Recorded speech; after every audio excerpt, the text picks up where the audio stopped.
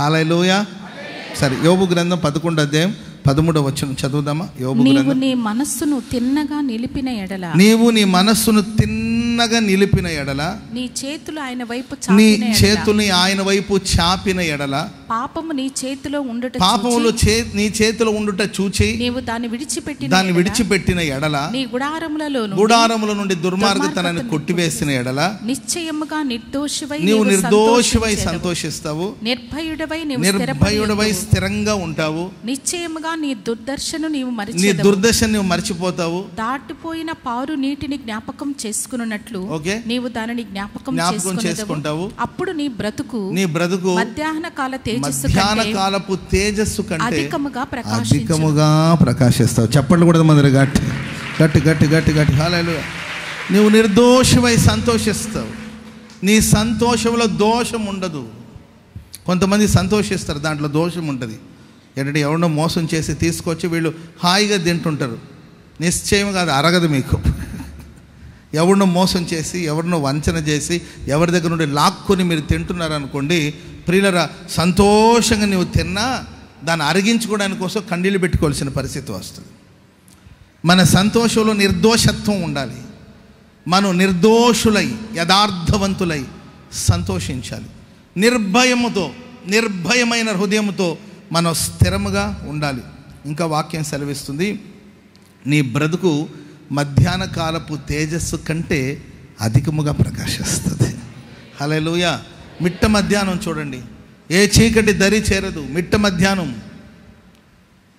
సూర్యుడు నడినెత్తి మీదకి వచ్చి ఉంటాడు. మిట్ట మధ్యాహ్నం దగ దగ దగ దగ దగ వెలుగు ప్రకాశిస్తూ ఉంటుంది. పట్టపగలు మిట్ట మధ్యాహ్నం అప్పుడు ఎంతటి తేజస్సు ఉంటుందో అంతకన్నా గొప్ప తేజస్సుతో నీ బ్రతుకు ప్రకాశించేటట్లుగా ప్రభు చేయబోతున్నాడు. చప్పట్లు కొడుతూ దేవునికి స్తోత్రం చెప్పండి. అందరూ గట్టి గట్టి గట్టి గట్టి. అక్కడ చాలా ఆశీర్వాదాలు, ఆ అధ్యాయంలో చాలా ఆశీర్వాదాలు ఉంటాయి. మీరు తర్వాత వెళ్ళి చదువుకోండి. ఇదే కూడిక, ఏ కూడిక అండి? ఆశీర్వాదపు కూడిక గనక అక్కడ ఆశీర్వచనాలు చాలా ఉంటాయి. అవన్నీ చదవండి. కానీ నేను అక్కడ మీకు చెప్పాలనుకున్న మాట ఏంటంటే, నీ మనసును తిన్నగా ఉంచుకోవాలి. స్తోత్రం చెప్పండి అందరు గట్టిగా. హల్లెలూయా. అక్కడ చాలా కండిషన్స్ ఉన్నాయి. దాంట్లో ఒక కండిషన్ని మనం ధ్యానం చేయబోదు. మనసు తిన్నగా నిలపాలి, మనసు గుట్టుగా ఉండాలి, మనసు నికరంగా ఉండాలి. యవనస్తులు అంటారు, మా మనసు నా మాట వినట్లేదండి. ఇంకొంతమంది అంటారు, నీ మనసు ఏం చెప్తుందో అది చెయ్యి అంట. మనసు ఏం చెప్తే అది చెయ్యాలంట. కానీ బైబిల్ అలా చెప్పదండి. మన మనసు చెప్పినట్లు కాదు, మన దేవుడు చెప్పినట్లు మనం చేయాలి. వాక్యం ఏమైతే చెప్తుందో దాన్ని మనం ఫాలో అవ్వాలంతే. మనసు రకరకాలుగా చెప్తుంటుంది. మనసు రెక్కలు కట్టుకుని ఎగరమంటుంది. ఇక్కడ ఎగరేరనుకో కింద పడి కాళ్ళు ఇరుగుతుంది. అర్థమైందండి? మనసు రకరకాలుగా కోరుకుంటుంది. మనసు రకరకాలుగా పయనిస్తూ ఉంటుంది. మనసు కళ్ళు దాగిన కోతి. ఏ కోతి అండి? మామూలు కోతినైనా మొన్న దయాక్షేత్రంలో ఎవరో అంత అన్నం వేసినట్టున్నారు. అక్కడ ఏంటండి, పెద్ద సైన్యం ఉంది. అక్కడ వస్తారుగా, చూస్తారుగా. ఏంటండి, ఒక కోతుల సమూహం వచ్చింది. కోతుల సమూహం వచ్చేసి మనవాళ్ళు భోంచేసి, వయసున్న వాళ్ళు భోంచేసి అక్కడ మిగిలిందా కొంచెం అక్కడ పడేసినట్టున్నారండి. అది వచ్చేసి శుభ్రంగా తింటుంది. అప్పుడే మన జేమ్స్ మాస్టర్ గారు వచ్చారు. వచ్చేసి ఏంటండి, ఆయన ఛార్జ్ తీసుకొని ఏంటండి ఆ కోతిని తరమాలని చూశాడండి. ఒక్క కోతి, మేము ఇంచుమించు అక్కడ 20 మంది ఉన్నామండి. 20 మందిని టనిది అంతేకా. నేను అన్నాను, ఆగని ఇప్పుడే వద్దు, ఇప్పుడే మనం దయాక్షేత్రంలో అడుగు పెట్టాము, ఇంకా వాటితో పాటు మనం చాలా కాలం ఉండాలి ఇక్కడ. ఇప్పుడే దాన్ని రెచ్చగొడితే మొత్తం వెళ్ళి కొండ మీద తన బ్యాచ్ అంత ఉంది, మొత్తాన్ని తోలుకొని వచ్చింది అనుకోండి. ఇప్పుడు మన దగ్గర అంత వాటిని తోలేసి అంత స్ట్రెంత్ మనకు లేదు. ఇప్పుడు వదిలేద్దాం ఇప్పటికంటే. ఆ తర్వాత మన సైలెంట్ అయితే అది పోయింది. కోతిని కంట్రోల్ చేయడం చాలా కష్టం. అలాంటిది కళ్ళు దాగిన కోతి. ఏంటండి, కోతిని కంట్రోల్ చేయడమే కష్టమైతే కళ్ళు దాగిన కోతి లాంటిది మన మనసు. దాన్ని కంట్రోల్ చేయడం అనేది అంత తేలికైన పని కాదు. మరీ ముఖ్యంగా యవనస్తుల కూడిక కాబట్టి యవనస్తుల మనస్సుని స్థిమితంగా ఉంచడం, కంట్రోల్ చేయడం చాలా కష్టం. రకరకాలమైన ఆలోచన. ఆ వయసులో ఎవరు చెప్పింది వాళ్ళకి అర్థం కాదు. ఏంటండి, ఎవరు చెప్పిన వినడానికి మనసును ఏంటండి అంగీకరించదు. మనసుకు వచ్చినట్లంతా ప్రవర్తిస్తుంటారు. అందుకే బైబిల్ చెప్తుంది, నీ మనసు తిన్నగా నిలపాలి. ఇంకా బైబిల్ ఎవని మనస్సు నీ మీద ఆనుకొనునో వానిని పూర్ణ శాంతి గలవానిగా నువ్వు కాపాడతావు. చప్పట్లు కొడతావు మంది గట్టి గట్టి గట్టి గట్టి గట్టిగా. హల్లెలూయా. మనసు చెడిపోయింది అనుకోండి, ఎవరేం చేయలేరు. అందుకే పౌలు గారు భయపడ్డారు. అసలే భయం అంటేనే తెలియదు పౌలు గారికి. అలాంటి భయం ఎరగని పౌలు గారి గుండెలో ఒక భయం ఉంది. ఏంటంటే పవిత్రురాలైన కన్యకనుగా ఒక్కడే పురుషుడు అనక క్రీస్తుకు సమర్పించవలనని మిమ్మును ప్రదానం చేశాను. కొరింథీ సంఘంతో అంటున్నాడు, పవిత్రురాలైన కన్యకగా ఉండాలి సంఘం. సంఘంలో పవిత్రత ఉండాలి. మాటల్లో, చూపులో, పద్ధతుల్లో, ప్రవర్తనలో, జీవన విధానాల్లో, వస్త్రధారణలో, అన్నిట్లో సంఘం పవిత్రంగా ఉండాలి. వాక్యమని ఉదక స్నానం ద్వారా పవిత్రపరచబడి క్రీస్తు ఎదుట నిలబడాలి. ఒక పవిత్రురాలైన కన్యకగా ఉండాలని, పవిత్రురాలైన కన్యకనుగా ఒక్కడే పురుషుడు అనగా ప్రభు అయిన యేసుక్రీస్తు వారికి సమర్పించవలనని మిమ్మును నేను ప్రదానం చేసి తిని. అయితే సర్పము కుయుక్తి చేత అవ్వను మోసపరిచినట్లు, సాతానుగాడు ఏంటండి, సర్పము కుయుక్తి చేత పెద్దగా కళ్ళు పెద్దగా చేసి కూరలు పెట్టుకొని కొమ్ములు పెట్టుకొని అట్లేం చేయడు. ఏం కాదులే, కానీలే, పోనీలే అని ఏంటండి, తినలే, ఏమైంది తినలే అంటాడు. కుయుక్తిగా వచ్చి ఆ అమ్మాయి మనసును పాడు చేసేసాడండి. సాక్షాత్తు దేవుడు ప్రతిరోజు వచ్చి వాళ్ళ మధ్యలో ఉండేవారు, వారి మధ్యలో సంచరించేవాడు, ఎన్నో సంగతులు బోధించేవాడు. అలాంటిది మరి ఏ గ్యాప్లో వచ్చాడో తెలీదు, ఎలా ఆకర్షించాడో తెలీదు, ఏమని మాట్లాడాడో తెలియదండి. మొత్తం మీద ఆమె మనసు చెరపబడిపోయింది. దేవుడు వద్దన పని చేయడానికి కోసం సాహసించింది. ఆడోళ్ళు పిరికివాళ్ళ ధైర్యవంతుల? మీరు చెప్పండి, చెప్పాలి, ఆడోళ్ళే చెప్పాలి మీరు. ఆడోళ్ళు పిరికివాళ్ళ ధైర్యవంతుల? ఏంటండి, నిజం చెప్పండి. ధైర్యవంతులు మీరు భయపడేవాళ్ళలాగా నటిస్తారు, అంతేకాదు. అర్థమైందండి? బలిని చూసి బల్లి అమ్మ లిల్లీ బల్లి అని అంటారు కానండి, వస్తుంది. మీ ఆయన అడిగితే తెలుస్తుంది ఆ విషయం. ఆయన అంటాడు, అన్న అంత బల్లికి భయపడుతుంది, లేకపోతే ఒక కాక్రోచ్కి భయపడుతుంది, 6 అడుగులు ఆజానుభవం అన్న, నన్ను లెక్క కూడా చేయదు. నువ్వు కూర్చోమంటే ఆయన కూర్చొని ఉండాల్సిందే పాపం. Praise lord. అదే మర్మమో మనకు అర్థం కావట్లా.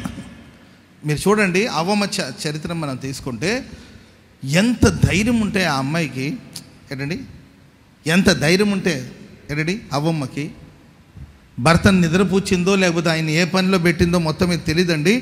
వెళ్ళొద్దని చోటుకి వెళ్ళి ఏంటండి ఆ వృక్షం చోట తిరిగి సర్పంతో మాట్లాడి, ఎవడు వాడితో మనకేంటి సంభాషణ, అసలు ఇంతకుముందు మనం ఎప్పుడు చూడలేదు కదా, కొత్త మనిషి కదా, ఇతనితో మనకేంటి సంభాషణ. యవనస్తులారా, ఇన్స్టాగ్రామ్లో ఎవడెవడో ఏదేదో పోస్ట్ చేస్తూ ఉంటాడు. Praise the lord. శాంసంగ్ డెలైలో ఒళ్ళో పడుకొని ఏంటండి ఇన్స్టాగ్రామ్లో ఒక పోస్ట్ పెట్టాడంట, మీ అండ్ డెలైలా. కళ్ళు పోయింది, అంతేకాదు జీవితమే పోయింది. వాళ్ళు ఎవరు అసలు? వాళ్ళతో మనకేంటి పరిచయం? కొత్త మనుషులతో ఏంటి పరిచయం? ఇంతకుముందు ఎప్పుడు చూడలేదే, కొత్తగా మాట్లాడుతుండే. ఈయన ఎవరు? ఈయన మన సంబంధినేనా? ఈయనకు మనకేంటి సంబంధం? దేవుని మాటను బట్టి కదా మనం జీవించాలి. అవేమో ఆలోచించకుండా మొత్తం మీద ఆ వంచనలో పడిపోయింది. మనసుని చెరిపేశాడు, మనసును పాడు చేసేసాడండి.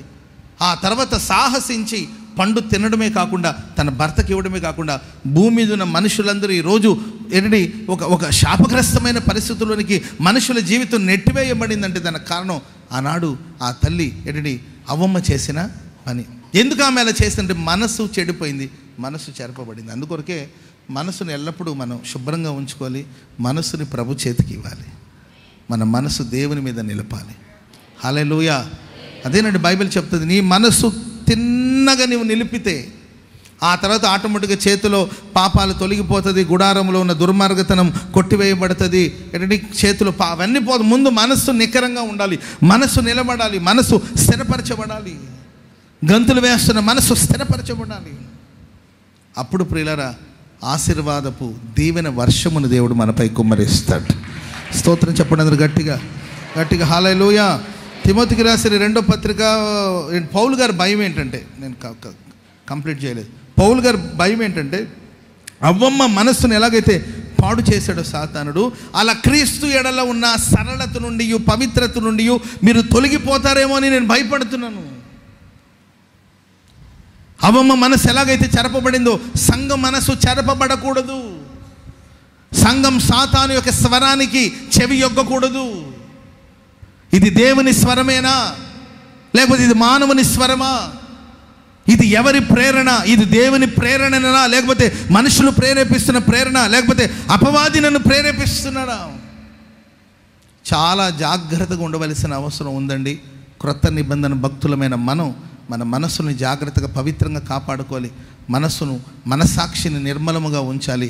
మన మనసు దేవుని మీద ఆధారపడాలి. తిమోతికి రాసిన 2వ పత్రిక 3వ అధ్యాయము 8వ వచనం చదవండి.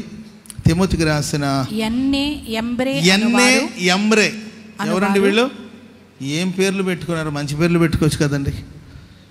సులోచనను, ఆలోచనను ఏదో ఒకటి పెట్టుకోవచ్చు ఏంటండి. సులోచనను, ఆలోచనలో, విరోచనలో ఏదో ఒకటి పెట్టుకోవచ్చు కదండి. మొత్తం మీద ఎంబ్రే అనేవాళ్ళు మోషేను ఎదిరించినట్లు వీళ్ళు కూడా చెడిపోయిన మనస్సు గలవారై విశ్వాస విషయములో భ్రష్టులైపోయి సత్యమును ఎదిరించారు. ఎంబ్రే అనేవాళ్ళు వీళ్ళు మాంత్రికులు. ఎవరండి వీళ్ళు? ఐగుప్తు దేశంలో ఉన్న మాంత్రికులు. మోషే దైవ కార్యం కొరకు, లోక కళ్యాణం కొరకు ఐగుప్తు దేశంలో ఉన్న ఇశ్రాయేలు ప్రజలు విమోచించి పాలు తేళ్లు ప్రవహించే దేశానికి నడిపించడానికి కోసం దేవుని చేత పిలువబడి, దేవుని చేత ఏర్పరచబడి, దేవుని చేత పంపబడి ఐగుప్తు దేశంలో వీళ్ళు అద్భుతాలు చేసి ఫరో చేతి నుండి ప్రజలు విడిపించాలని ఆయన ప్రయాసపడుతుంటే అడుగడుగున అడ్డుపడి సాతాను శక్తి చేత మాంత్రిక విద్యను అభ్యసించి మోషేను బహుగా ఎదిరించినట్లు వాక్యంలో గ్రంథస్థం చేయబడింది. ఈ అంత్యదినాల్లో కూడా ప్రియులరా ఎంబ్రే లాంటి వాళ్ళు చాలామంది సత్యాన్ని ఎదిరిస్తూ ఉంటారు. వాళ్ళు ఎవరంటే మొదటి వచనం కూడా చదవండిమా. అంత్యదినములలో అపాయకరమైన కాలములు. ఇది ఎలాంటి కాలం అండి? ఇది చెప్పాలి. ఎలాంటి కాలం? అపాయకరమైన కాలం. కుక్కర్లో ఉన్నోళ్ళు జాగ్రత్తగా ఉండండి. అరవిందండి, కుక్కర్లో ఉడకబెట్టేశారంట ఒక ఆయన తన భార్యని. ముక్కలుగా నరికేసి ఎన్ని పీసెస్? 72 పీసెస్. మరి ఎవరు కౌంట్ చేస్తారో ఏంటో. 72 ముక్కలుగా చేసేసి దాన్ని కుక్కర్లో పెట్టి ఉడకబెట్టేశాడు. అపాయకరమైన రోజులు ఇవి. అపాయకరమైన భయంకరమైన రోజుల్లో మనం ఉన్నాం. ఎలాగనగా మనుషులు స్వార్థప్రియులు. ఎవరి స్వార్థం వాళ్ళదే. కూటమి ఎప్పుడవుతుందో ఓ ముద్ద అన్నం తిని వెళ్ళిపోవాలి. ఎవరి స్వార్థాలు వాళ్ళదే. Praise lord. మీటింగ్ ఎప్పుడు ముగిస్తాడో తిందామా పోదామా. భోజనాలు ఎక్కడ ఉందో లేదో మరి. భోజనాలు నాకు తెలియదు. ఉన్నాయంట భోజనాలు ఏమైనా ఉన్నాయమ్మా?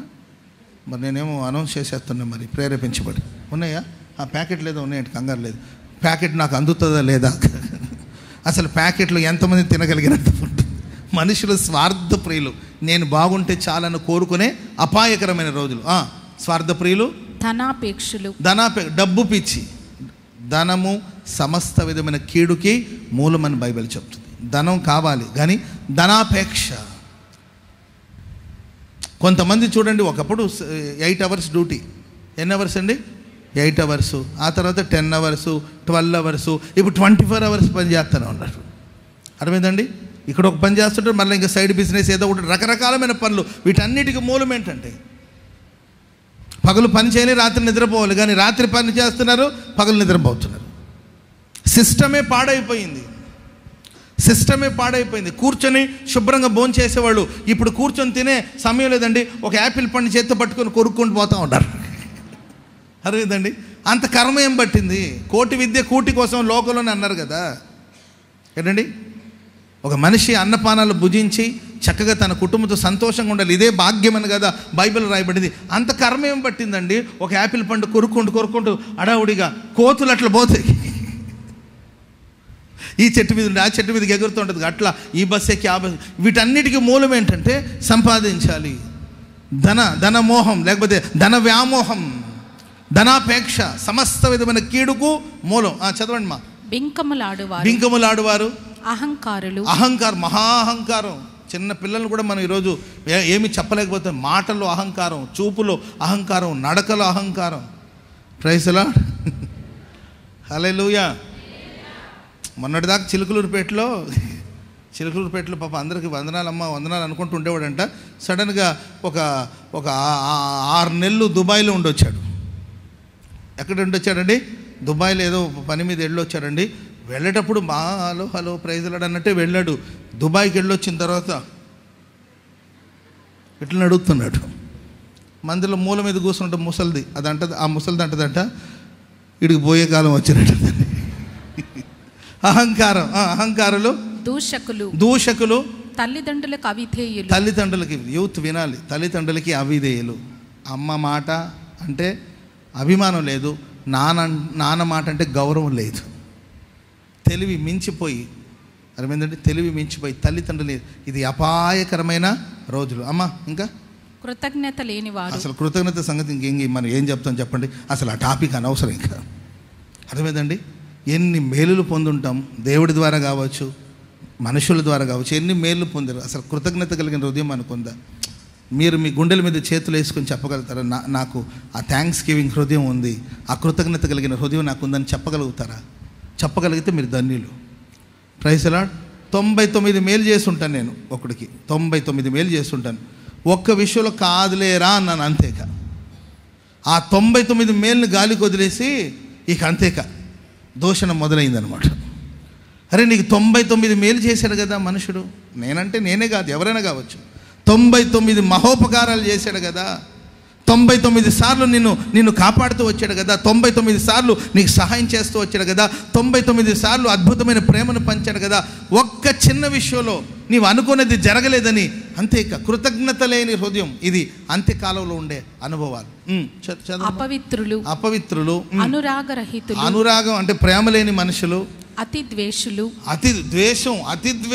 ఏందో మరి పోతా ఉంది టాపిక్.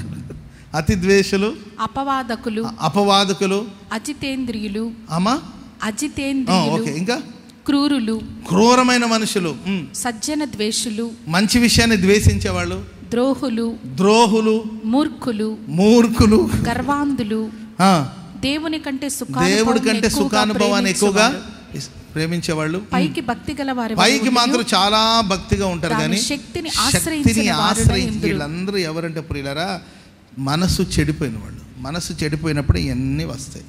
మేబీ మన మనసు బాగుంటే చాలా మంచిది, ఒకవేళ చెడిపోయి ఉంటే ఈరోజు ప్రభుకు మిమ్మల్ని మీరు అప్పగించుకొని మీ మనస్సును మీరు తిన్నగా నిలపండి. దేవుడు మహిమ కలిగిన కార్యాలు ఈ రాత్రి ప్రభు చేయబోతున్నాడు. మహిమ కలిగిన కార్యాలు ప్రభు చేయబోతున్నాడు. నీ బ్రతుకు మధ్యాహ్న కాలపు తేజస్సు కంటే అధికముగా ప్రకాశించబోతుంది. నిర్దోషమై నీవు సంతోషించబోతున్నావు. చప్పట్లు కొడుతూ బిగ్గరగా హల్లెలూయా. చప్పట్లు అంటే తెలుసా మీకు? చప్పట్లు అంటే తెలుసా? చపాతీ చేయడం కాదు. చప్పట్లు అంటే గట్టిగా బిగ్గరగా చప్పట్లు కొట్టి ప్రభుని స్తుతించారు. Praise the Lord. హల్లెలూయా.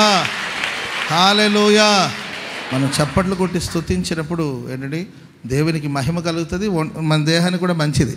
కాబట్టి అవకాశం దొరికినప్పుడు అంటే చప్పట్లు కొట్టమన్నప్పుడు ఉన్న బలమంతా ప్రయోగించి హుషారుగా మీరు చప్పట్లు కొట్టండి. తుప్పు వదిలిపోతుంది. అంతే. కొంతమంది బుర్రలో తుప్పు ఉంటుందండి, ఆ తుప్పు వదిలిపోతుంది, ఫ్రెష్ అయిపోతారు. ఆమె సరే, ఒక 3 మాటలు చెప్పి నేను ముగించేస్తాను. దేని మీద మన మనస్సు నిలపాలి. దినవృత్తాంతాల 2వ గ్రంథం 30వ అధ్యాయము 19వ వచనం. దినవృత్తాంతాల 2వ గ్రంథం 30వ అధ్యాయము 19వ వచనం. పరిశుద్ధ స్థలం 18, 19 కూడా చదవండి. 18, 19. ఎఫ్రాయిము, మనష్షే, ఇస్సాకారు, జెబూలూను దేశములను. నిదానంగా చదవండి అమ్మా. ఎవరెవరు? ఎఫ్రాయిము, మనష్షే, ఇస్సాకారు, జెబూలూను దేశం నుండి వచ్చిన వాళ్ళు. జనులలో చాలా మంది తమ్మును తాము ప్రతిష్ఠించుకోకుండా విధికి విరుద్ధముగా పస్కాను భుజించగా హిజ్కియా పరిశుద్ధ స్థలం యొక్క శుద్ధీకరణము చొప్పున తన్ను పవిత్రపరచుకొనకయే, వాళ్ళు తమను తాము పవిత్రపరచుకొనకయే తన పితరుల దేవుడైన యెహోవాను ఆశ్రయింప మనస్సు నిలుపుకొని, దేవుని ఆశ్రయించడానికి కోసం తమ మనస్సును నిలుపుకొనిన ప్రతివాని నిమిత్తము దయగల యెహోవా ప్రాయశ్చిత్తము చేయునుగా కానీ ప్రార్థన చేసినప్పుడు యెహోవా హిజ్కియా చేసిన ప్రార్థన ఆలకించి జనులను స్వస్థపరిచాడు. యెరూషలేములో ఉన్న యెరూషలేములో ఉన్న జనులందరూ కూడా బహుగా సంతోషించారు. ఆమెను చెప్పండి గట్టిగా వినండి, తలలు పైకెత్తి వినండి. పస్కా పండుగ జరుగుతుంది. ఏ పండుగ అండి చెప్పాలి? ఏ పండుగ? ప్రతి పండుగకు ఒక పద్ధతి ఉంటుంది, ప్రతిదానికి ఒక క్రమం ఉంటుంది. పండుగ అంటే ఎట్టబడితే అట్లా ఆచరించడం కాదు. Praise the lord. ప్రార్థనకి రావడానికి ఒక పద్ధతి ఉంటుంది, ఆ ప్రకారంగానే రావాలి ప్రార్థనకి. నా ఇష్టం, నా దేహం, నా కళ్ళు, నా ఒళ్ళు, నా వస్త్రం నాకు నచ్చినట్లు వస్తానంటే కుదరదు. దేవుని మందిరానికి వచ్చేటప్పుడు ఒక పద్ధతి ఉంటుంది, ఆ పద్ధతిలో రావాలి. Praise the lord. అమ్మ నీ వస్త్రధారణ బాగలేదంటే చూచేవాళ్ళు చూపు బాగలేదంటే అంటది మరి లాభం ఏంటండి. ఆయన చూపు మార్చుకోమను, నేనెందుకు మార్చుకోవాలి, నా ఇష్టం అనేవాళ్ళు కొంతమంది ఉంటారు. మన ఇంట్లో వెండి బంగారాలు డబ్బు ఉందనుకోండి, ఉందే ఉంటుందిలేండి. అది ఎవరిది? ఆ బంగారం వెండి అవన్నీ మీదే. అయినా మీరు దాన్ని బీరోలో పెట్టి జాగ్రత్తగా భద్రపరుస్తారు, ఇంటికి తాళం వేస్తారు. మా బంగారమేగా, మా వస్తువులే కాదా, నా డబ్బు కాదా, తలుపు తీసి వెళ్తానంటే పో, దొంగలు తిరుగుతున్నారు. Praise the lord. కాబట్టి ఒక విధి, ఒక పద్ధతి, విధి విధానాలు ఉంటుంది దేవుని సన్నిధికి రావడానికి. కానీ ఇక్కడ ఇప్పుడు చదివే కదండి, మనష్షే కానీ ఎఫ్రాయిం కానీ ఆ తర్వాత జబులూన్ కానీ ఒక సమూహం ఏంటండి, ఆ దేశం నుండి వచ్చిన ప్రజలు ఆ విధి విధానాన్ని తెలుసుకోకుండా ఆ పస్కాను ఆచరించేశారు. పొరపాటు జరిగిపోయింది. విధి విధానాలు. రిపబ్లిక్ డే అంటే ఏం చెప్పండి? రిపబ్లిక్ డే అంటే ఏం చెప్పండి? ఈరోజు రిపబ్లిక్ డే కదండి. గణతంత్ర దినోత్సవం. గణతంత్ర దినోత్సవం అంటే ఏం చెప్పండి? Republic day. ఇది మనకు తెలుసు ఏంటండి. ఇంగ్లీష్లో అడిగాను అనుకోండి తెలుగులో చెప్తారు, తెలుగులో అడిగితేమో ఇంగ్లీష్లో చెప్తారు. మనకు స్వతంత్రం వచ్చింది ఎప్పుడండి? 1947లో వచ్చింది. అప్పటి వరకు బ్రిటిషులు పరిపాలిస్తూ ఉండేవాళ్ళు. సో వాళ్ళ చట్టాలు వాళ్ళ విధులను బట్టి పరిపాలించారు. సరే, బ్రిటిషులు వెళ్ళిపోయిన తర్వాత మరి మన దేశాన్ని పరిపాలించడానికి కూడా కొన్ని చట్టాలు, విధులు, రాజ్యాంగం ఇవంతా ఉండాలి కదండి. దానికోసం పెద్దలందరూ కూర్చొని అంబేద్కర్ గారికి ఆ బాధ్యతను అప్పచెప్తే ఆయన దేశాన్ని ఎలా పరిపాలించాలి ఆ విషయాలన్నీ కూడా క్షుణ్ణంగా కూర్చొని మరి సంవత్సరాలు పట్టింది దాన్ని రాసి 1950 సంవత్సరాన జనవరి 26 అనౌన్స్ చేశారు. ఇది మన రాజ్యాంగం. స్తోత్రం చెప్పడం గట్టిగా. అదే రిపబ్లిక్ డే. విధి విధానాలు ఉంటాయి, చట్టాలు ఉంటాయి. ఆ చట్టాలతో ప్రతిదానికి ఒక విధి ఉంటుంది, ఒక పద్ధతి ఉంటుంది. పాపం వీళ్ళు ఆ విధి విధానాలు మరి తెలిసి చేయలేదో లేకపోతే తెలియకుండా పొరపడ్డారో మొత్తం మీద తప్పు జరిగిపోయిందండి. పస్కాను భుజించేశారు. శుద్ధీకరణ జరగకుండా, ప్రతిష్ట లేకుండానే ఆ కార్యక్రమంలో పాల్పంపులు పొందారు. ఇది హిజ్కియాకు తెలిసిందండి. తెలిసిన వెంటనే ఆయన ఏం చేస్తారో తెలుసండి? క్రమం లేకుండా ప్రవర్తించారా, అక్రమకారులారా నరికేయండి, వాళ్ళని చంపేయండి అని అనలేదండి. వాళ్ళ మనసును చూశారు. వాళ్ళు ఎందుకు చేశారు అంటే, ప్రియులరా, ఏదో చట్టాన్ని వ్యతిరేకించి చేయాలని వాళ్ళు చేయలేదండి. ప్రియులరా, వాళ్ళు తమ దేవుని ఆశ్రయించాలని మనస్సు నిలిపారు. చప్పట్లు కూడా మందరు గట్టిగా హల్లెలూయా.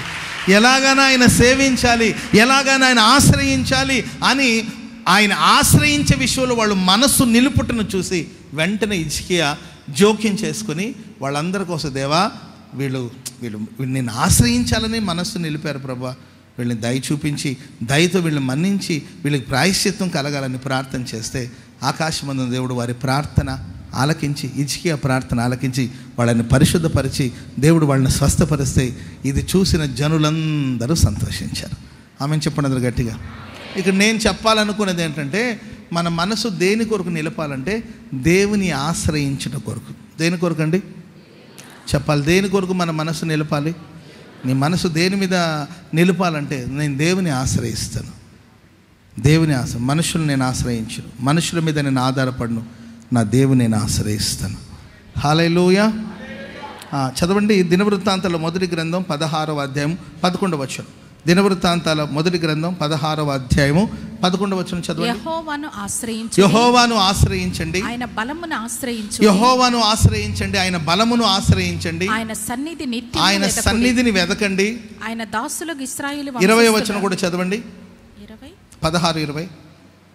వారు జనము నుండి జనములో నుండి జనములోనికి, రాజ్యము నుండి రాజ్యములోనికి తిరుగులాడుచు ఉండగా నేను అభిషేకించిన వాడిని ముట్టకూడదని, నా ప్రవక్తలకు కీడు చేయకూడదని నేను సెలవిచ్చును. ప్రియులారా, మన దేవుని ఆశ్రయించినప్పుడు, ఆయన బలమును ఆశ్రయించినప్పుడు, ఆయన ముఖకాంతిని ఆశ్రయించినప్పుడు కలిగేది ఏంటంటే, మనం యాత్ర చేస్తుండగా జనముల నుండి జనములోనికి, రాజ్యం నుండి రాజ్యంలోనికి తిరుగులాడుచు ఉండగా నా అభిషిక్తుని ముట్టకూడదని, ఏంటండి, నా ప్రవక్తని ముట్టకూడదని దేవుడు ఆజ్ఞాపించారంట. స్తోత్రం చెప్పండి అందరు గట్టిగా. దేవుని ఆశ్రయించిన వారందరికీ అద్భుతమైన కాపుదల ఉంటుంది. హల్లెలూయా. చేతులెత్తి బిగ్గరగా హల్లెలూయా చెప్పండి. నువ్వు దేవుని ఆశ్రయిస్తే ప్రభు నిన్ను కాపాడుతాడు.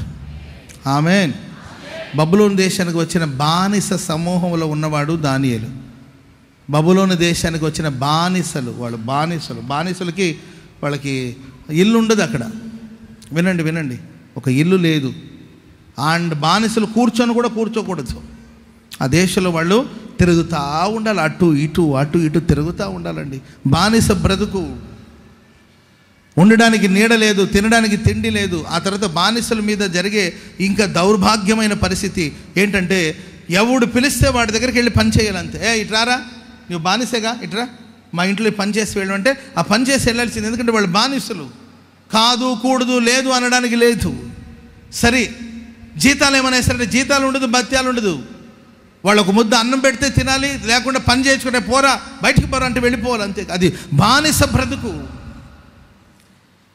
కానీ వాక్యం సెలవిస్తుంది, ఎవరైతే దేవుని ఆశ్రయిస్తారో, ఎవరైతే దేవుని మీద ఆధారపడతారో, ఎవరైతే దేవుని నమ్ముకునే విషయంలో, దేవుని ఆశ్రయించే విషయంలో మనస్సు నిలుపుతారో, వాళ్ళు సంచరిస్తున్నప్పుడు దేవుడే వాళ్ళకు కాపుదలను దయచేస్తాడు. ఆమేన్ చెప్పండి అందరూ గట్టిగా. అట్లా ఒక బానిసగా చిరిగిపోయిన బట్టలు వేసుకుని తిరిగాడు, ఒంటి మీద బట్టలు ఉన్నాయో లేదో తెలీదు. ఒక బానిసగా సంచరిస్తున్న అతన్ని దేవుడు తీసుకొచ్చి బబులోను దేశంలోని ఒక ప్రధానిగా దేవుడు నిలబెట్టాడు. స్తోత్రం చెప్పండి అందరూ గట్టిగా హల్లెలూయా. ఇది సాధారణమైన విషయం ఏమి కాదు. ఒక బానిస దేశంలోని ఒక ముఖ్యమైన స్థానానికి వెళ్ళి చేరుకోగలిగాడంటే అది దేవుని ఆశ్రయించడం వల్లనే. రోజుకు 3 సార్లు ప్రార్థన చేస్తాడంట. ఎన్నిసార్లు అండి? ఉదయము, ఏంటండి, మధ్యాహ్నము, సాయంకాలం. లేకపోతే సాయంకాలము, ఉదయము, మధ్యాహ్నం. రోజుకు 3 సార్లు ప్రార్థన చేస్తారు. రోజుకు 3 సార్లు భోజనం చేసేవాళ్ళు ఎంతమంది ఇక్కడ ఉన్నారు? తప్పేముంది? నేను తింటాను రోజుకు 3 సార్లు. దానికి సిగ్గుపడాల్సింది ఏముందండి? రోజుకు 3 సార్లు భోజనం చేసేవాళ్ళు ఎంతమంది ఉన్నారంటే చేతులు ఎత్తేవాళ్ళు చాలామంది ఉంటారు. మరి బాగా వదిలేయండి. సరే, రోజుకు 3 సార్లు ప్రార్థన చేసేవాళ్ళు ఎవరైనా ఉంటే చేతులు ఎత్తండి. దీనిలో తప్పేముందండి? ఏదో ఒక 6 7. దానియేలు రోజుకు 3 సార్లు, దేవా నా దేవుడవు నీవే, దేవా నా దేవుడవు నీవే, వేకువనే నిన్ను వెదకెదను, దేవా నా దేవుడవు నీవే, వేకువనే నిన్ను వెదకెదను, నీ బలమును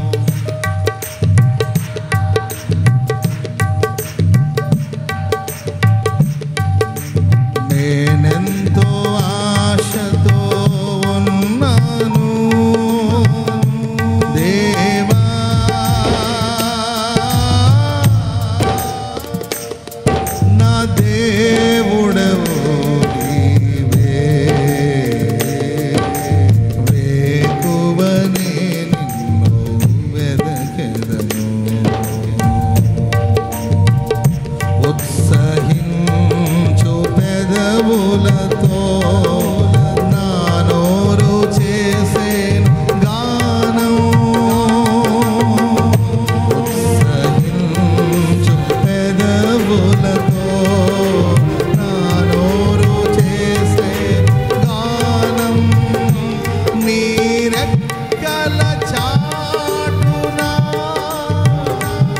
శరణన్నది నా ప్రాణం నీ రెక్కల చాటున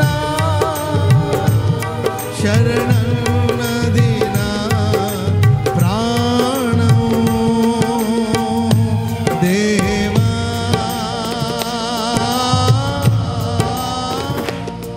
నా దేవుడవు నీవే వేకువనే నిన్ను వెదకెదను బలమును ప్రభావమును చూడా నేనెంతో ఆశతో ఉన్నాను నీ బలమును ప్రభావమును చూడా నేనెంతో ఆశతో ఉన్నాను నీ బలమును ప్రభావమును చూడా నేనెంతో ఆశతో ఉన్నాను దేవా దేవా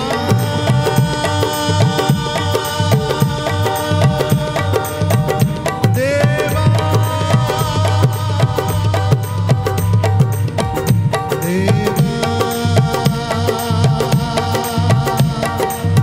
యేసుదేవా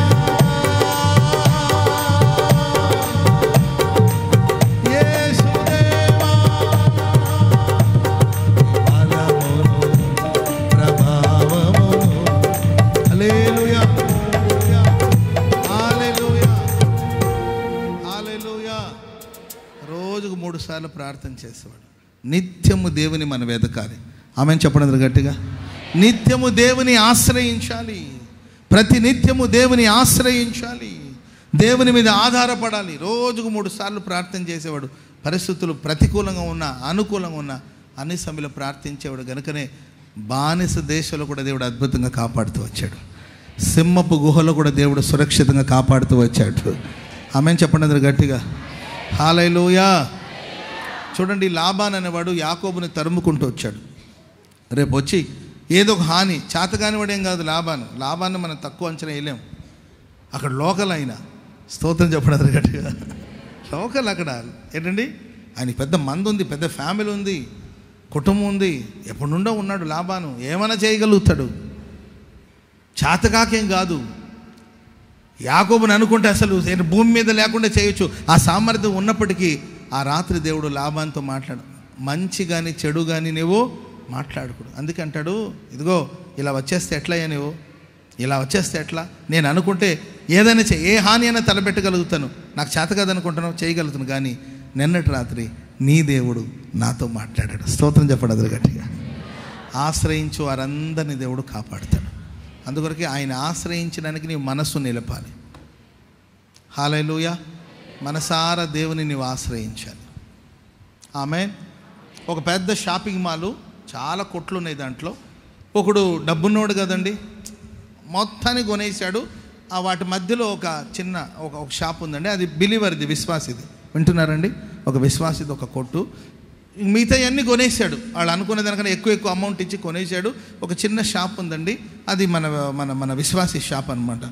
అప్పుడు ఈయన వచ్చి, బాబు అందరిది కొనేసాను, నీ షాప్ కూడా కొనేస్తాను, ఎంతైనా కానీ ఇస్తాను, ఇచ్చామంటే అయ్యా లేదు నేను నా పరిశుద్ధులు ప్రార్థన చేసి ప్రారంభించిన షాప్ ఇది, నాకు బాగానే ఉందండి, ఇప్పుడు నేను అమ్ముకోవాల్సినంత అవసరం నాకు లేదు, నా వ్యాపారం కూడా బాగుందంటే మొత్తం నేను కొనేసాను. నీ దగ్గర డబ్బు ఉంది కాబట్టి కొనేసావు, కానీ నువ్వు నన్ను కొనలేవు.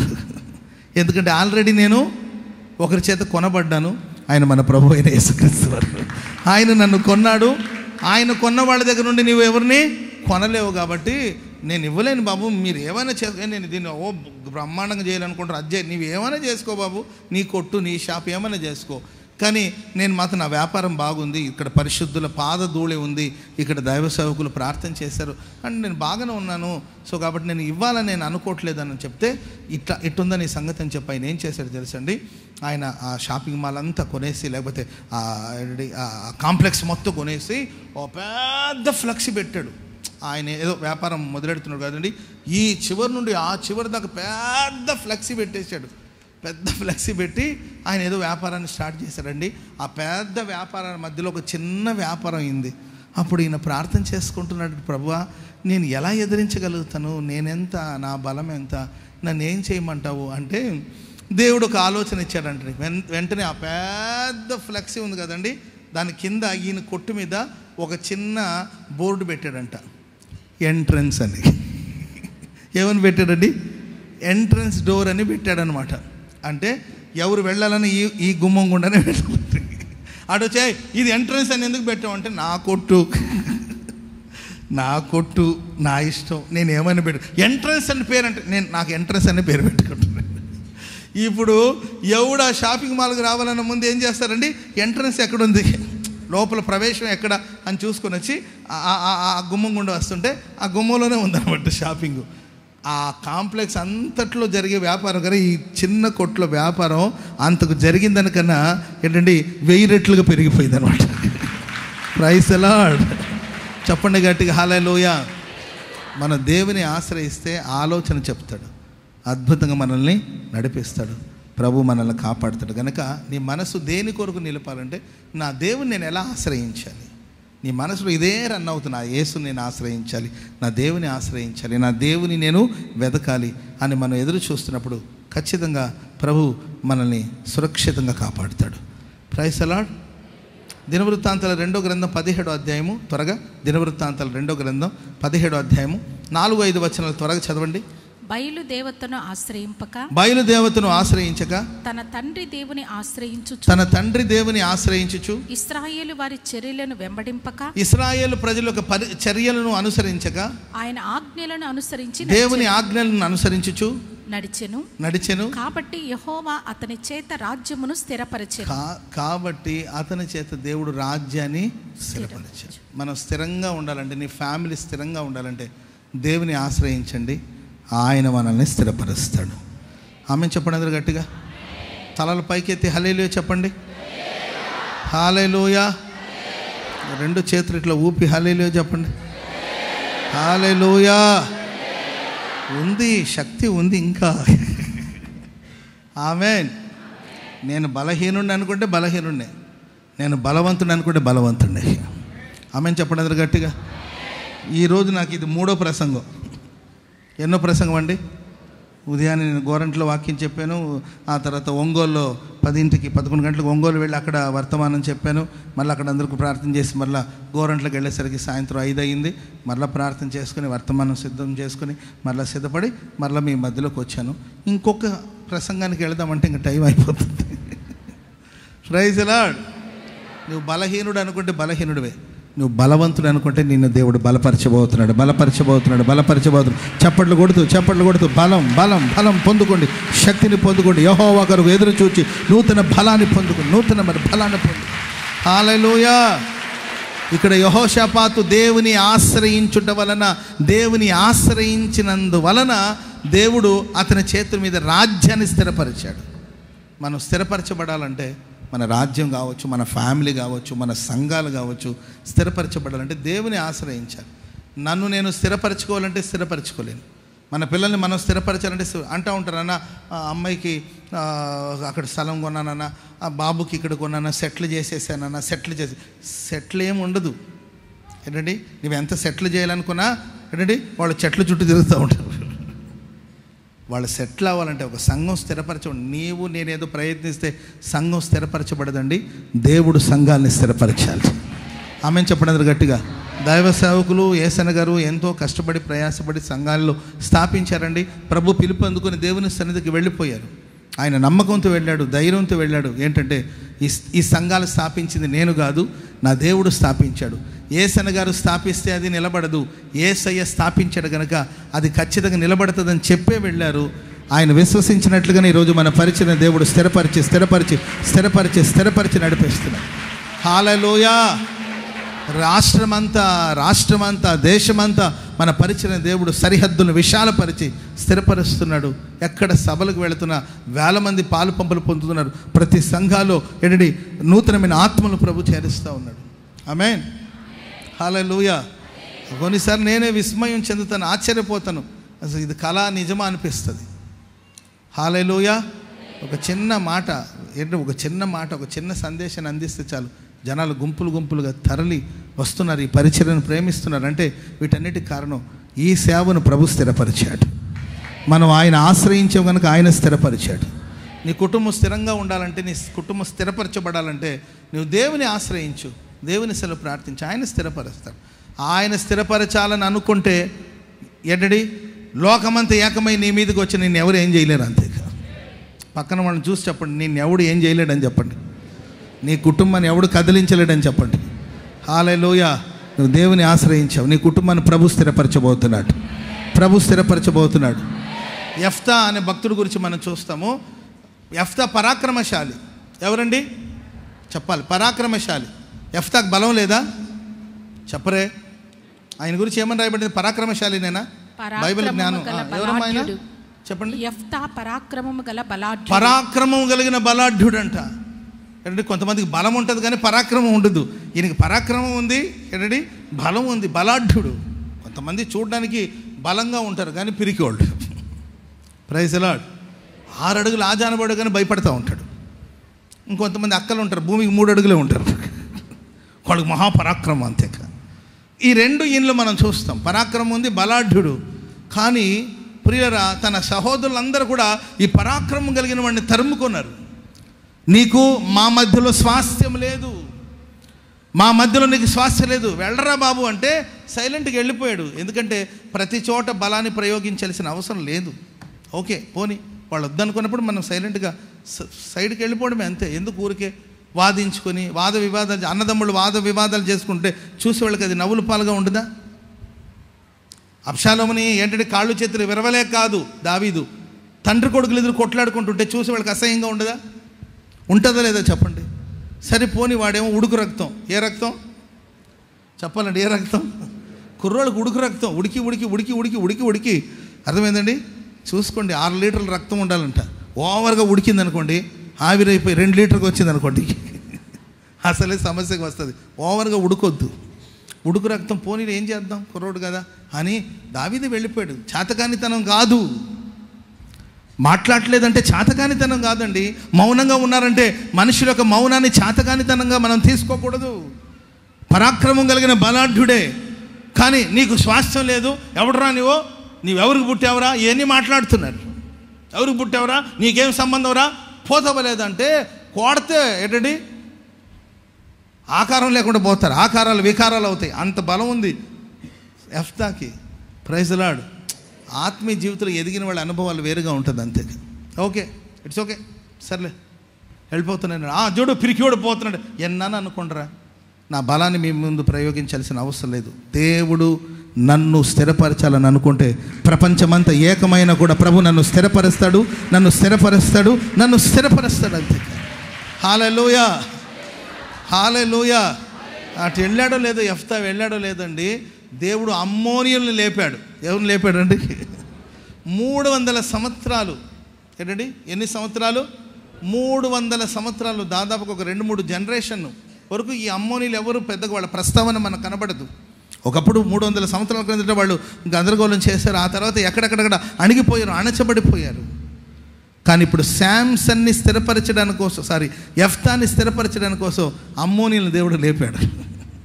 అమ్మోనీయులందరూ దేశం మీదకి వస్తే అప్పుడు గిలాదు పెద్దలందరూ భయపడిపోయి, వామ్మో ఈ దుర్మార్గులతో మనం ఎక్కడ పోట్లాడతాం, కాబట్టి మనం అందరూ ఎక్కడికి వెళ్దామో యెఫ్తా దగ్గరికి వెళ్దామని వాళ్ళందరూ పోగై వచ్చారు. యెఫ్తా బాబు నువ్వు తిరిగి రావాలి. వద్దులయ్యా, మీరే పొమ్మంటారు, మరలా మీరే రమ్మంటారు, ఎందుకు ఈ గొడవ, నా బతికేదో బతకనివ్వండి అంటే, లేదు నీవు మాకు న్యాయాధిపతిగా ఉండాలి. హల్లెలూయా. అవమానించిన వారిని నిన్ను అభిమానించేటట్లుగా ప్రభు చేయబోతున్నాడు. అవమానించిన వారిని అభిమానించేటట్లు ప్రభు చేయబోతున్నాడు. ఎవరైతే నిన్ను తరుముకున్నారో వాళ్ళే నిన్ను ఆహ్వానించేటట్లుగా ప్రభు చేయబోతున్నాడు. ఎవరు కాదన్నారో వాళ్ళే నిన్ను రమ్మని పిలిచే రోజులు రాబోతుంది. యెఫ్తాను దేవుడు న్యాయాధిపతిగా స్థిరపరిచాడు. చప్పట్లు కొడుతూ దేవునికి బిగ్గరగా స్తోత్రం చెప్పండి. ఆశ్రయించండి. ఆమేన్. దేని కొరకు మన మనస్సు నిలపాలంటే దేవుని ఆశ్రయించట కొరకు మన మనస్సు నిలపాలి. ఆమేన్. ఇంకా చాలా విషయాలు ఉన్నాయండి. ఫాస్ట్గా రెఫరెన్స్ చెప్పి నేను ముగిస్తాను. టైం 10:16 రెఫరెన్స్ వరకు చెప్తాను.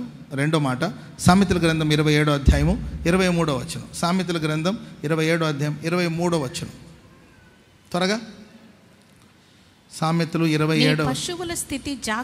నీ పశువుల స్థితిని జాగ్రత్తగా తెలుసుకోవాలి. నీ మందల యందు మనస్సును నిలపాలి. నీ మందల యందు నీ మనస్సును నిలపాలి. హల్లెలూయా. ఏమ్మా నీ పిల్లలు ఎక్కడున్నారు? ఇక్కడ ఆడో ఉంటారయ్యా అని కాదు, నీ మందల యందు.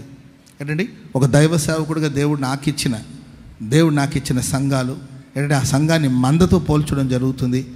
సుందరమైన సౌందర్యం కలిగిన మంద, ఈ మంద మీద నేను మనస్సు నిలపాలి. ఆమెను చెప్పండి అందరు గట్టిగా. హల్లెలూయా, హల్లెలూయా. తల్లిదండ్రులుగా మీకు ఒక కుటుంబాన్ని దేవుడు ఇచ్చాడు. ఆ మంద మీద మీరు మనస్సు నిలపాలి. మీ మనసు అటు ఇటు చెదిరిపోతుంది. కుటుంబం మీద దృష్టి ఉంచండి, దృష్టిని సారించండి. పిల్లల కోసం ప్రార్థించండి. నువ్వు మోకరించు, నీ పిల్లలు మోకరిస్తారు. నువ్వు పరిశుద్ధంగా ఉండు, నీ పిల్లలు పరిశుద్ధంగా ఉంటారు. నీవు విశ్వాసంగా ఉండు, నీ పిల్లలు విశ్వాసంగా ఉంటారు. నువ్వు మంచిగా ముసుగేసి ప్రార్థన చేసుకో, వాళ్ళు ముసుగేసి ప్రార్థన చేస్తారు. నువ్వు జీన్స్ ప్యాంట్ మీద తిరుగు, ఏమ్మా నీ వయసుకు నువ్వు చేసే వేషాలకు ఏమైనా సంబంధం ఉందా? నువ్వు జీన్స్ ప్యాంట్ వేసుకుని తిరుగుతుంటే ఇంక ఆమె ఇంకెట్ట తిరుగుతుందో చెప్పండి. నీవు మాదిరిగా ఉండు, మంద మీద మనసు ఉంచు. పిల్లల్ని కన్నాము ఉన్నారులే పిల్లలు, అందరు పిల్లలు. ఎందుకమ్మా పిల్లలు నీకంటే అందరూ అంటున్నారు కాబట్టి నేను కన్నానని కాదు. దేవుడు నీకు ఇచ్చిన మంద మీద మనస్సు నిలపాలి. Praise the lord. ప్రపంచ ప్రఖ్యాతిగాంచిన ప్రసంగికుడు జాన్ వెస్లీ వాళ్ళ తల్లి, మేము ఇంగ్లాండ్ దేశానికి వెళ్ళినప్పుడు వాళ్ళ ఇంటికి వెళ్ళి చూసాం. ఏంటండి, రాత్రంతా ఆమె ప్రతి బిడ్డ దగ్గర ఒక్కొక్కరి దగ్గర 1 గంట సేపు మోకరించి ప్రార్థన చేసేదంట. కష్టపడాలి, కుటుంబాన్ని పోషించుకోవాలి, పిల్లల్ని పోషించుకోవాలి. అండ్ రాత్రంతా ఒక్కొక్కరు తల దగ్గర 1 గంట సేపు మోకరించి ప్రార్థన చేయగలిగిందంటండి ఆ తల్లి ప్రార్థన బట్టి జాన్ వెస్లీ అనే దైవజనుడు ప్రపంచ ప్రఖ్యాతిగాంచిన సేవకుడిగా మారాడు.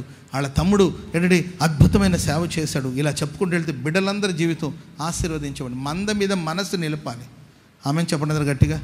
ఏదో వండాము, వాళ్ళకి పెట్టారు, వాళ్ళు తిన్నారు, పోయారంటే కాదు. మంద మీద మనసు నిలపాలి. మందం గురించి శ్రద్ధ తీసుకోవాలి. ఏషావు వచ్చి అంటాడు, ఏషావు యాకోబు ఇద్దరు కలుసుకుంటారు. ఏషావు అంటాడు, అరే తమ్ముడా యాకోబు, ఎన్నాళ్ళైందో 20 సంవత్సరాలైందో నేను చూసి, పోదాం రారా, నీకోసం పెద్ద ఊరేగింపు తీసుకొచ్చాను రా, ఊరేగింపులో నేను ఊరేగిస్తాను రారా అంటే అంటాడు, అన్నయ్య నేను నీ అంత వేగంగా నేను రాలేను, ఎందుకంటే నా దగ్గర మందు ఉంది. స్తోత్రం చెప్పండి గట్టిగా. హల్లెలూయా. గొర్రెల మందలో కొన్ని బలహీనమైనవి ఉన్నాయి, కొన్ని చంటి బిడ్డలు ఉన్నాయి, గర్భిణితో ఉన్నాయి, కొన్ని ఉన్నాయండి. వాటన్నిటిని కూడా తీసుకొని నేను వేగంగా నీతో పాటు వడిగా మందను తోలేననుకో, మంద దెబ్బతింటుంది బాబు. కాబట్టి నీ అంత వేగంగా రాలేను, నాకు ఒక మంద ఉంది. ఆ మంద మీద మనసు పెట్టుకొని నేను ఏం చెయ్యాలన్నా నా మందను మనసులో పెట్టుకోవాలి. ఆమె చెప్పండి గట్టిగా. ఒక దైవ సేవకుడు ఏమి చెయ్యాలన్నా తన ముందు దేవుడు ఒక మందను ఉంచాడు. దేవుడు ఒక సేవకుడిని ప్రేమించి ఒక మందను, గొర్రెల మందను ఇచ్చాడు. ఒక సంఘాన్ని దేవుడు దయచేశాడు. ఏమి చేయాలనుకున్నా, దైవజులు ఏసన్ గారు అనుకుంటే ఏమైనా చేయొచ్చు. అవసరమైతే చంద్రమండలం మీద కూడా ఆయన ఫ్లాట్లు కొనొచ్చు. అంతగా దేవుడు ఆయన ఆశీర్వదించాడు. కానీ ఆయన ఏది చేసినా దేవుడు అప్పగించిన మంద, దేవుడిచ్చిన సేవకులు వాళ్ళకి మాదిరిగా ఉండాలని ప్రతిదీ మాట, నడక, పద్ధతి, జీవన విధానాలు, ఆయన నివాస స్థలం అన్నీ కూడా మాదిరి చూపి వెళ్ళాడు ఆయన గారు. ఆమె చెప్పండి గట్టిగా. సో మరి మన పిల్లల విషయంలో మనం మాదిరిగా ఉంటున్నామా? మన పిల్లల విషయంలో మనం ఏం మాట్లాడాలి, పిల్లల ముందు ఏం మాట్లాడకూడదు, ఆ కామన్ సెన్స్ ఉంటుందా మనకు? పిల్లల దగ్గర మనం ఏది పడితే అది మాట్లాడడం. ఏంటండి, చిన్న బుడ్డోడాడు, ఆ బుడ్డోడిని చూసి అంటాడు, అత్తని అడుగు. ఏం అడగాలి అత్తని? అత్త పిల్లని ఇస్తావా అని అడుగురా అని వాళ్ళ నాన్న చెప్తే, ఆడు ఎంత అంటే వాడికి 3 సంవత్సరాలు కూడా లేదు. 3 సంవత్సరాలు 4 సంవత్సరాలు ఉంటుంది. ఆ పిల్లకు ఒక 3 ఏళ్ళు ఉంటుంది. వీడు వాళ్ళ అత్తని చేసి అత్త పిల్లని ఇస్తావా అంటే ఆమె కానీ సిగ్గుండాలి. నీ వయసుకి నీవు మాటలకి ఏమైనా అనాలి కదండి. అయ్యో అల్లుడా నీకోసమే కట్టరా అంటారు. అర్థమైందండి?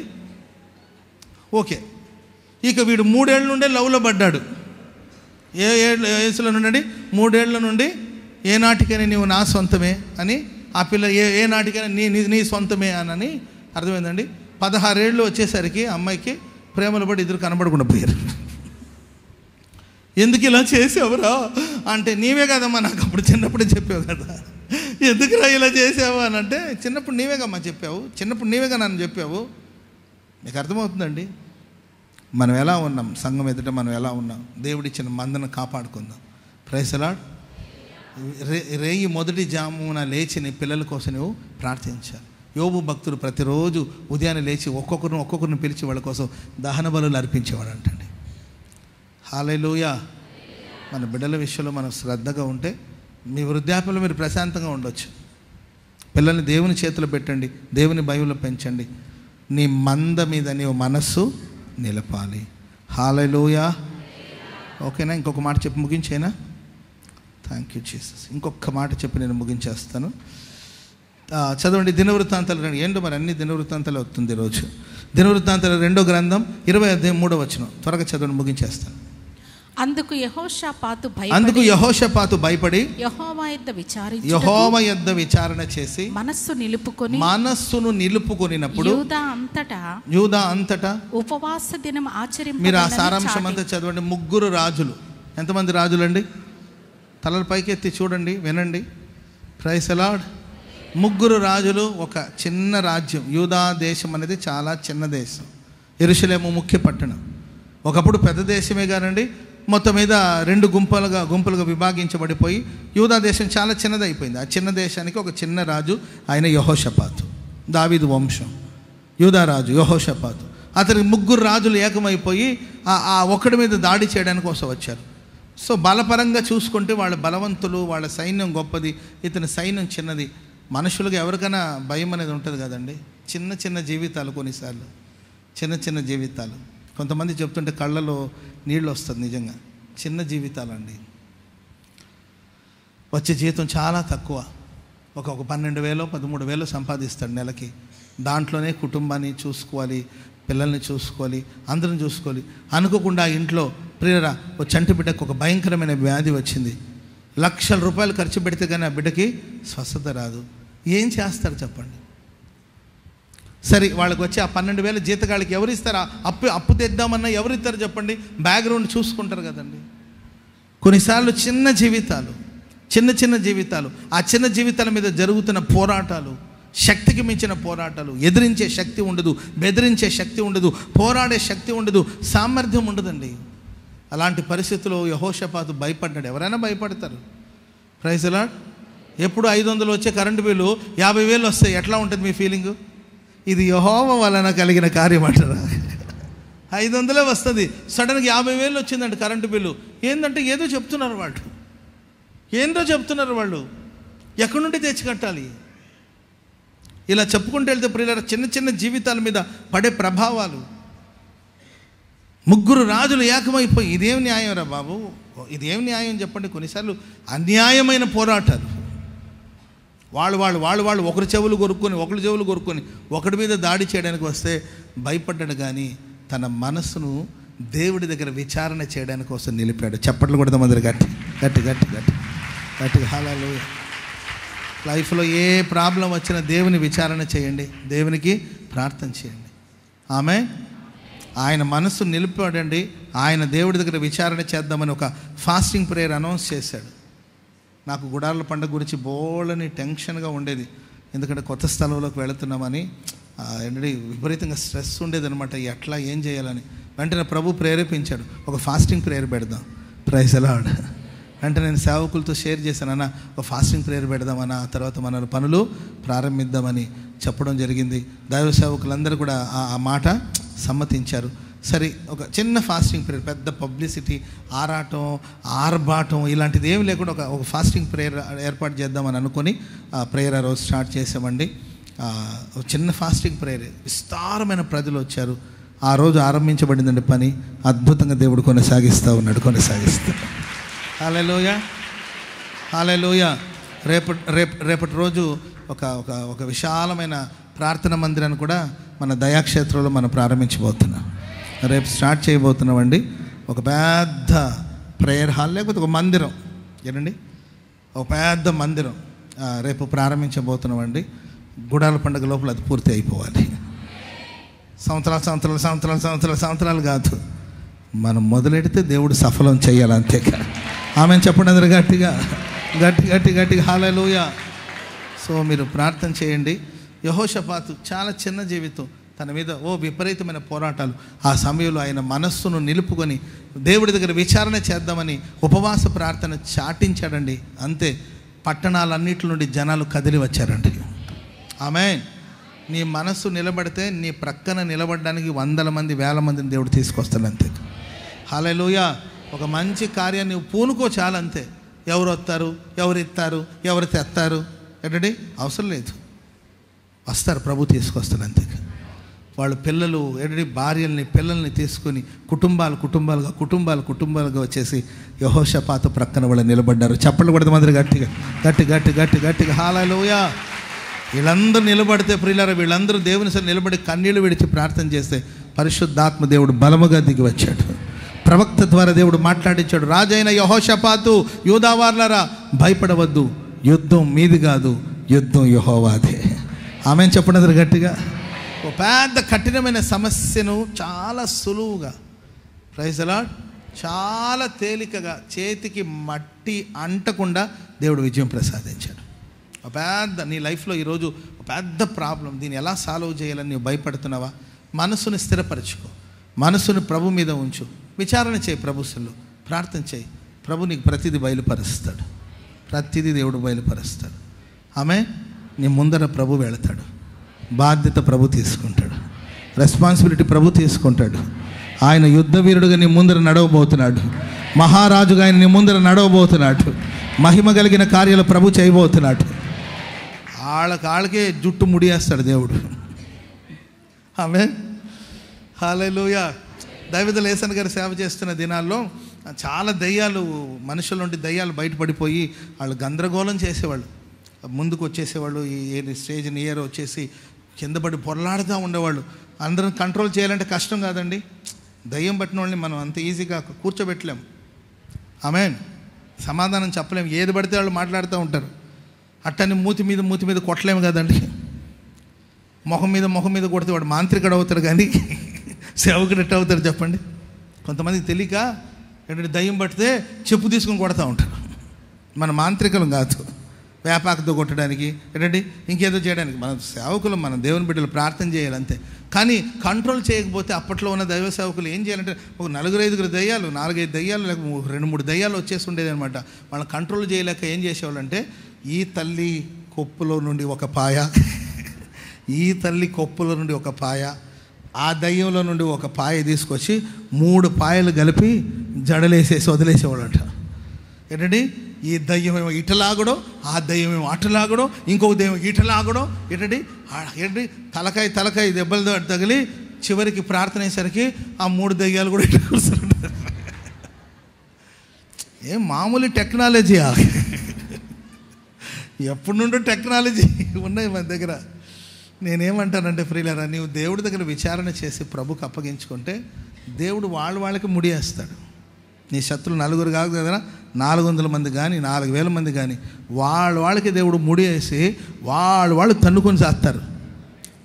నువ్వు మాత్రం ఏం ఏరుకుందాం, ఏం తీసుకుందాం, ఏం తిందామని ఏంటండి వాళ్ళు తన్నుకున్న వాళ్ళందరూ చచ్చారు. ఏంటండి ఆ తర్వాత వీళ్ళు అక్కడున్న సంపదనంతా పోగు చేశారండి. అది పోగు చేయడానికి 3 రోజులు పట్టింది. ఆ లోయకు బెరాకా లోయ అని పేరు పెట్టారు. అది ఆశీర్వాదపు లోయ. చప్పట్లు కొడదాం అందరు గట్టిగా. హల్లెలూయా హల్లెలూయా. అదే ఆశీర్వాదపు కూడిక. కాబట్టి ఎన్ని సమస్యలున్నా జస్ట్ ప్రార్థన చేయండి, అంతే. దేవుడి దగ్గర విచారణ చేయండి, మనస్సు నిబ్బరు, ఏం కంగారు పడద్దు. కంగారు పడి మనం ఏమీ చేయలేము. మనం ఆలోచించి ఒక వెంట్రుకల్ని తెల్లగా కానీ నల్లగా కానీ మార్చలేము. మనం ఏమి చేయలేము. మనం ఎవరమండి? మన వట్టి మనుషులు. మన చేతిలో ఏమీ లేవు, అంత దేవుని చేతిలోనే ఉంది. కానీ విచారణ చేద్దాం, ప్రార్థన చేద్దాం, ప్రభు మీద ఆధారపడదాం, మనసు నిలుపుకుందాం. మనసు చెదిరిపోతే, నీవు చెదిరిపోయావనుకో నీ చుట్టూ వాళ్ళు చెదిరిపోతారు. నీవు భయపడిపోతే అందరూ భయపడిపోతారు. తండ్రిగా నీవు భయపడితే పిల్లలు భయపడిపోతారు. తల్లిగా నీవే గుండె చెదిరిపోతే పిల్లలు కూడా గుండె చెదిరిపోయే అవకాశాలు ఉంటుంది. నువ్వు ధైర్యంగా నిలబడితే నీ వెనకాల 1000 మంది వచ్చి నిలబడతారు. హల్లెలూయా. మీరందరూ ఐక్యమత్యంతో ఉన్నప్పుడు ప్రభు మీ ముందర నడుస్తాడు. హల్లెలూయా. ఈ మాటలు దేవుడు మన వినికిడిలో స్థిరపరిచి ఆశీర్వదించుగాక. దయచేసి అందరూ లేచి నిలబడండి. అందరూ కళ్ళు మూసుకుని ప్రార్థనలు ఏకీపించండి. ఈ గణతంత్ర దినోత్సవ సందర్భంగా సంఘమునకు కావలసిన విధి విధానాలను దైవజనులు తేటగా బోధించారు. వినిన ప్రతి మాటను హృదయంలో తలంచండి, తలపోసుకోండి.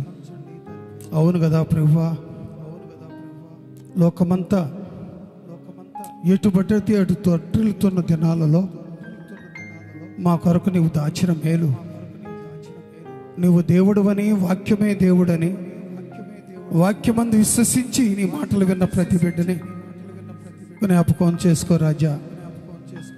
నీ మనసు తిన్నగా నిలిపిన ఎడల సకల దుర్మార్గములు పోతాయని, నిత్యముగా నీవు స్థిరపడతావని, నీ దుర్దశను మరిచిపోతావని నీ లేఖనాల ద్వారా మాకు వివరించినందుకు స్తోత్రాలు.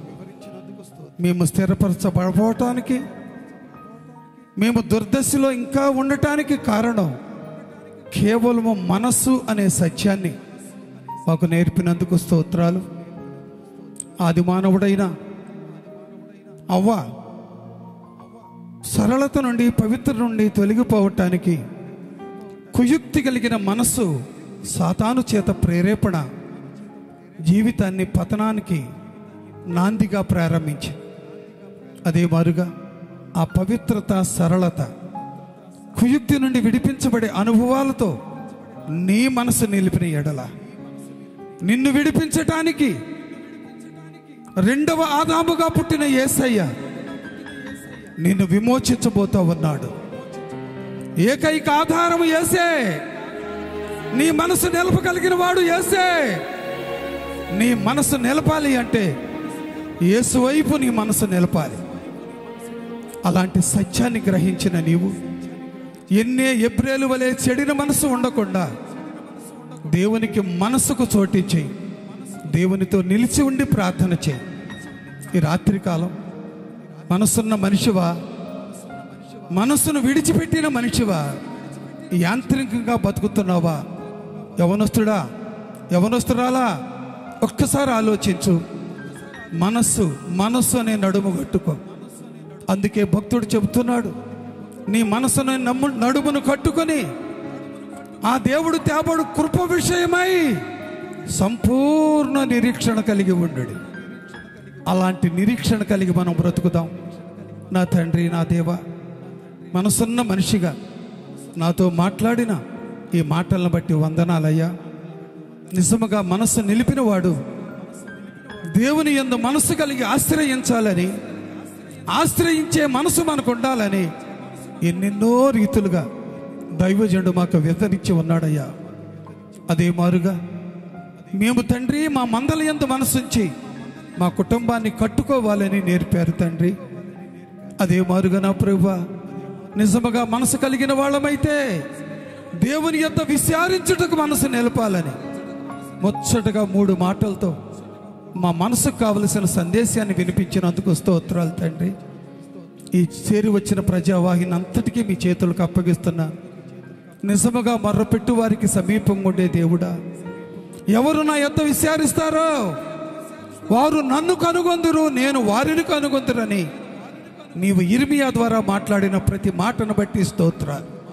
విచారించే మనసు మాకుండాలి, ఆశ్రయించే మనసు మాకుండాలి. మాకిచ్చిన మందలను బట్టి, మా కుటుంబాలను బట్టి ఆ మందల స్థితిని జాగ్రత్తగా కాపాడుకునే మనసు మాకుండాలి. ఈ 3 విషయాలు ఇది నాన్న విత్తిన వాక్యం ప్రతి ఒక్కరి హృదయంలో నీరుగట్టి ఫలింపచేసి ఈ ప్రత్యేక సందర్భంగా ఆశీర్వాద ప్రార్థన కూడికలో ఆశీర్వాదకరమైన మాటలు చెప్పారు. యెహోషాపాతు విచారించుటకు మనసు నిలిపితే అతనికి ఆశీర్వాదపు లోయలో సర్వ సమృద్ధిని, స్తుతి లోయలో సకల ఆశీర్వాదములు మీరిచ్చినట్టుగా మేము లేఖనాల ద్వారా చూస్తున్నాం ప్రభువా.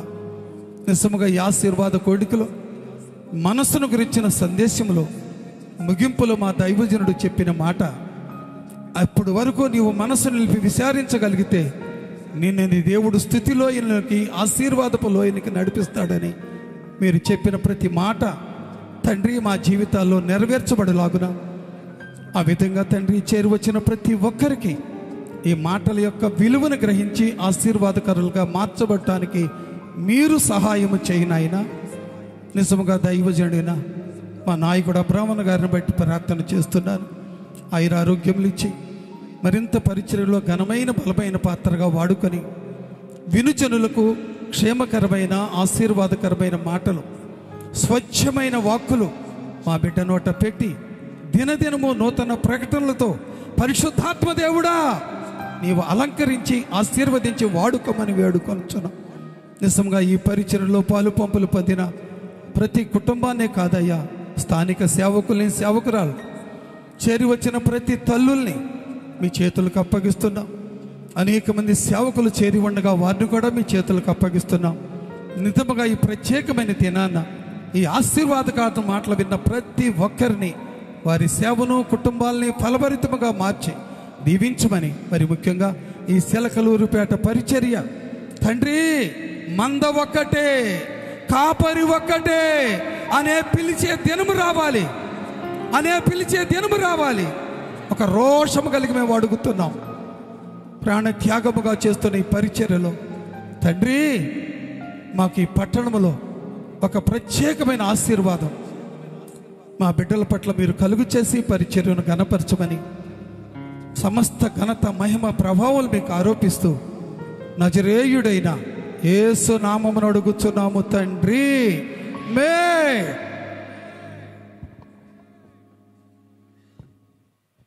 స్తోత్రం స్తోత్రం స్తోత్రం. మన తండ్రి అయిన దేవుని ప్రేమ, కుమారుడైన యేసు క్రీస్తు వారి కృప, పరిశుద్ధాత్మ దేవుని అన్యోన్య సహవాసం సన్నిధి ఇప్పుడు ఎల్లప్పుడూ మనకు మనవలే ప్రార్థిస్తున్న సకల పరిశుద్ధులకు, ఈ ఆరాధనలో చేరి వచ్చిన సేవకులకు, సేవకురాండ్లకు, విశ్వాసులకు, నూతనముగా చేర్చబడిన వారికి, వీక్షించిన వారికి కూడా ఆ యేసయ్య కృప సదా తోడయుండి నడిపించునుగాక. ఆమేన్.